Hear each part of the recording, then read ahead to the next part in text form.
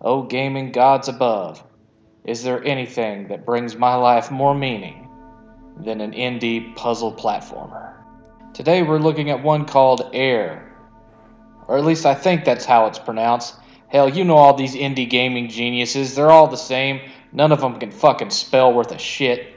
So anyway, in this game, you're this chick that can turn herself into a bird and fly around, and you also have this magic lantern that helps you see ghosts, but the ghosts don't really do anything. They just give you a little bit of nonsensical backstory that doesn't necessarily really tell you a whole lot about what happens.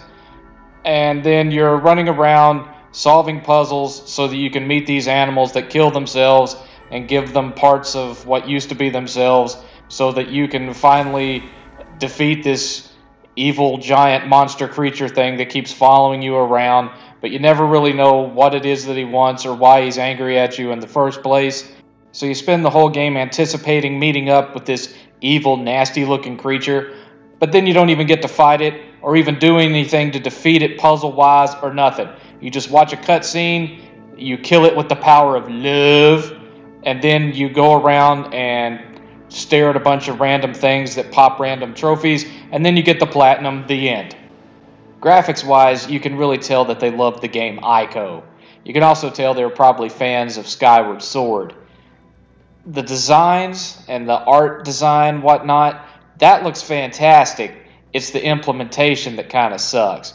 The running animation is kind of weird. She never actually looks like she's on the ground. She more looks like she's just moving her feet as she flutters across it.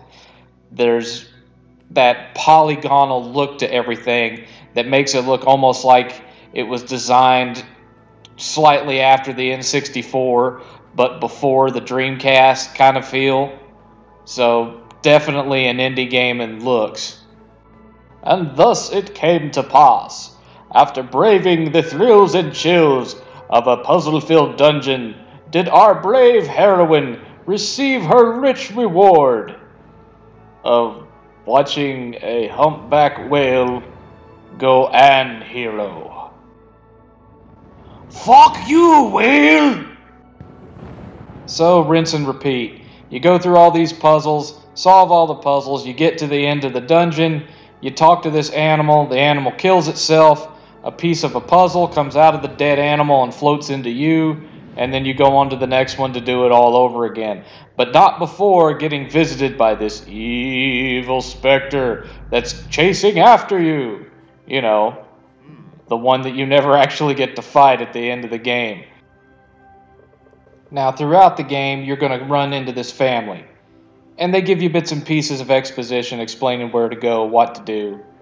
But once you've actually completed the game, there's no real endpoint with this family. You don't really get any resolution of their characters or whatnot. They're just kind of there to point you in the right direction, and then that's it. I'm going to take flight a little bit, and no, I don't want to go there yet. Oh, wait, what? Oh! Yeah, there's a problem with the flying here.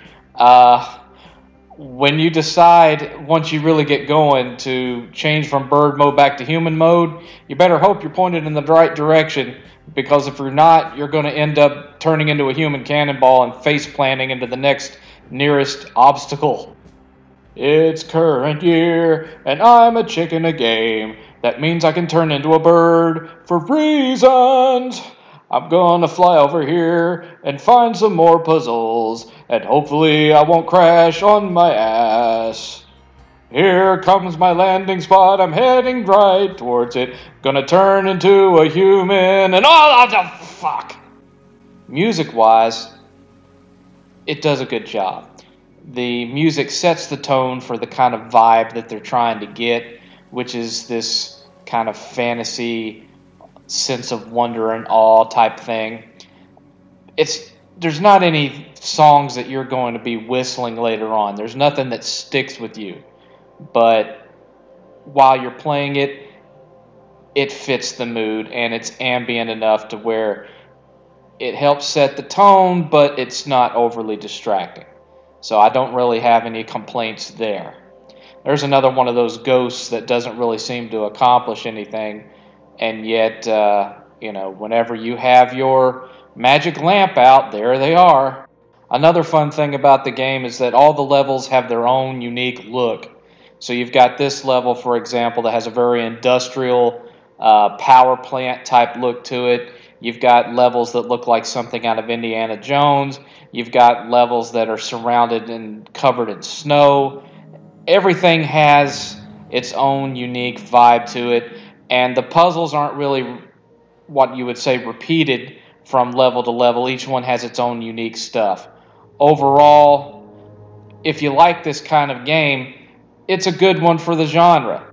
My biggest complaint really is with the sketchy jump controls and the aforementioned issue of turning into a human cannonball when you don't get the flying right.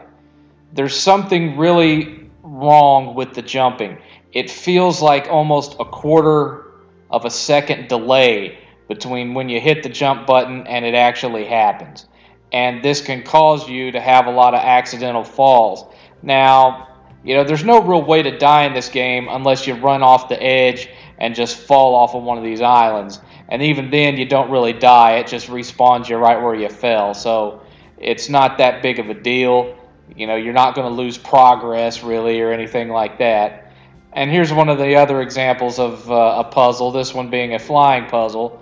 You fly through all these gates. There's no timer or anything, and there's no order to how you fly through the gates. You just have to fly through them all, and then it opens another door so that you can go talk to another animal who will kill itself and give you a piece of itself, and etc., etc., etc. The flying can be really pleasurable, actually.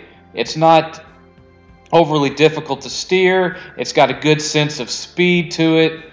It's just hooking those landings, man. You turn back into a human once you've got enough speed, and oh boy. But anyway, the game's got some problems. I wish it did a little bit more from a narrative perspective than it did.